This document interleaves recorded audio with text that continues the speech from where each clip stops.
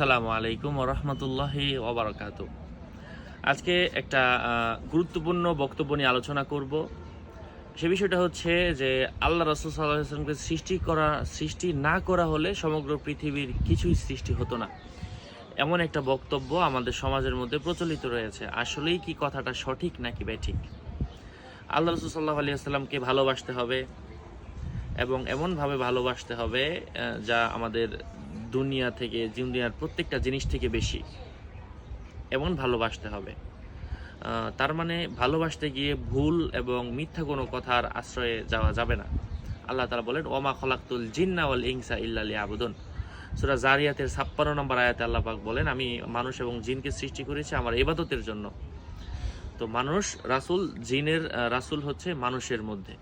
তো এইজন্য সম্মানিত উপস্থিতি, আল্লাহ রাসূল সাল্লাল্লাহু আলাইহি ওয়াসাল্লাম আগে কিন্তু আল্লাহ তাআলা আল্লাহ রাসূলের আগেও কিন্তু অনেক মানুষ সৃষ্টি হয়েছে। যদি এটাই হতো যে আল্লাহ রাসূলকে সৃষ্টি না করলে হলে জগৎ সৃষ্টি হতো না, তাহলে তো আগে যারা সৃষ্টি হয়েছে তাদেরকে আপনি কোথায় রাখবেন?